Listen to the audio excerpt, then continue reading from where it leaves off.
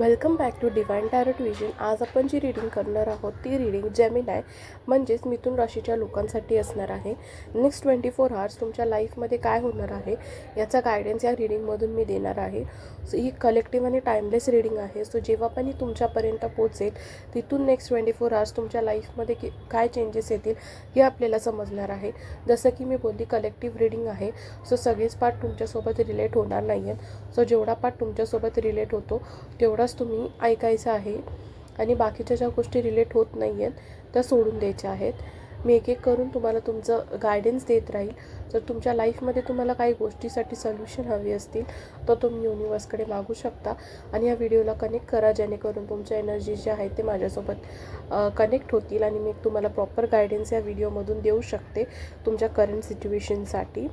So सगळ्यात आधी मी इथे बघू शकते की तुमच्या लाईफमध्ये जर तुम्हाला काही गोष्टींसाठी डिसिजन्स घेता येत नव्हते, लाईफमध्ये बॅलन्स नव्हता आणि कोणताही डिसिजन घ्यायला तुम्हाला प्रॉब्लेम्स येत होते, तर क्लिअरिटी भेटत नव्हती की काय केलं पाहिजे किंवा कोणता डिसिजन घेतला पाहिजे तुम्ही तुमच्या लाईफमध्ये. तर आता ती क्लॅरिटी तुमच्या लाईफमध्ये येताना मला दिसत आहे.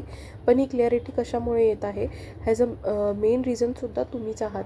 मी ते बघू शकते की सगळ्यात मोठा चेंज जो आहे ना तो तुम्ही स्वतःमध्ये करणार आहात. म्हणजे तुम्ही इतर टाईमला तुमच्या लाईफमध्ये पास्टमध्ये असं होऊ शकतं की तुम्ही खूप ॲग्रेसिव्ह असू शकता. छोट्या छोट्या गोष्टीवरून तुम्हाला चिडचिड होत असेल किंवा म्हणजे काही गोष्टी तुम्हाला सहन होत नसतील. बट आता तुम्ही काय डिसाईड केलं आहे की तुम्ही फोकस्ड राहणार आहात, शांत राहणार आहात आणि शांत राहूनच सगळ्या गोष्टी नोटीस करणार आहे. ॲक्शन्स न घेता, म्हणजे ॲक्शन्स घेणार आहेत पण अशा ॲक्शन्स नाही घेणार की लोकांना लगेच नजरेत दिसून येईल. रागामध्ये कोणतंही डिसिजन तुम्ही घेताना मला नाही दिसत आहे.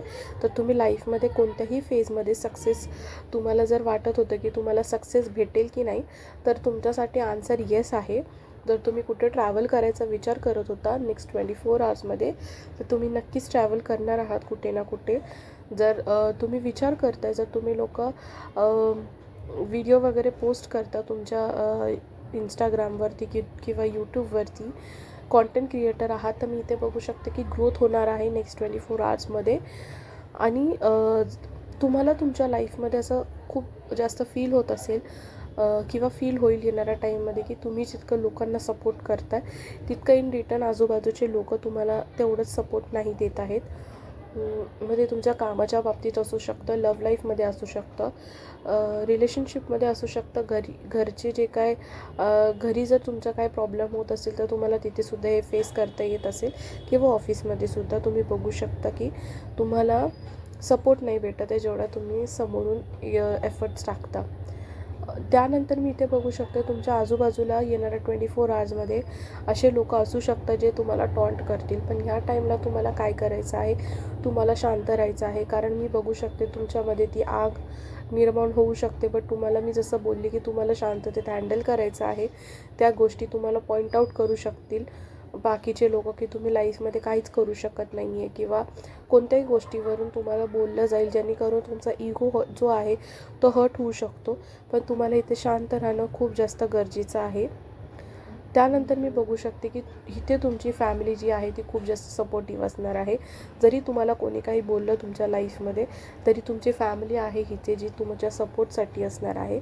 आणि मला असं वाटतं जर तुमची फॅमिली तुमच्या सपोर्टमध्ये असणार आहे तर तुमच्या लाईफमध्ये कोणी तुम्हाला सपोर्ट करू या ना करू किंवा तुम्हाला कोणी पॉईंट आऊट करू किंवा नाही करू, कोणीही तुम्हाला काहीही बोललं तरी तुम्हाला काही फरक नाही पडला पाहिजे.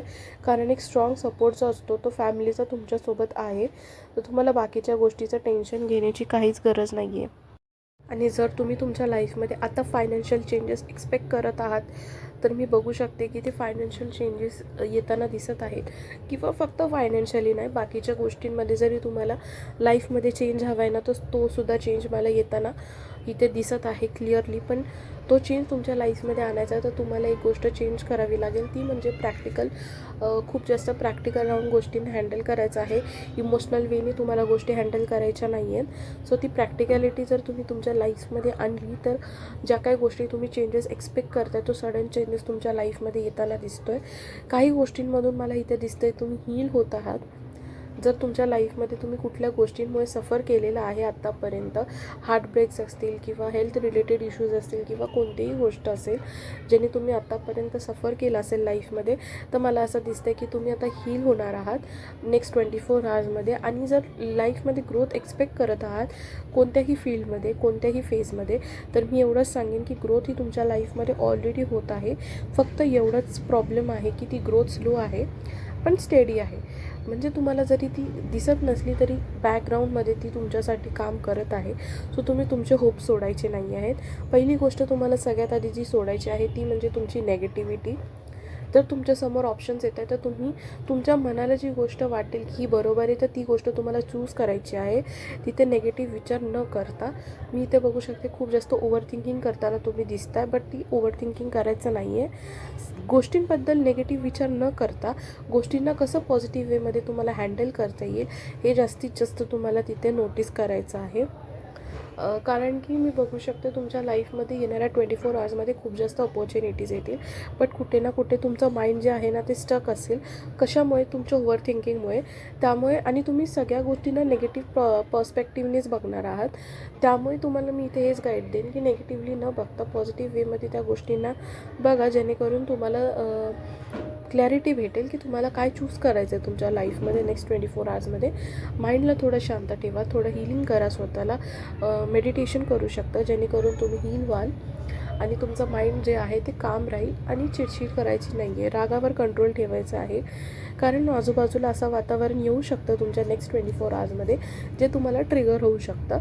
बट जसं मी तुम्हाला बोलली की तुम्हाला शांत राहून गोष्टींवरती फोकस करायचा आहे. स्वतःच्या ज्या आजूबाजूला गोष्टी होत आहेत त्याच्यावर फोकस न करता स्वतःच्या गोष्टींवर फोकस करायचा. आणि फॅमिली मेनली तुमच्या सपोर्टमध्ये आहे तर बाकीच्या गोष्टींचा विचार करायचा नाही आहे.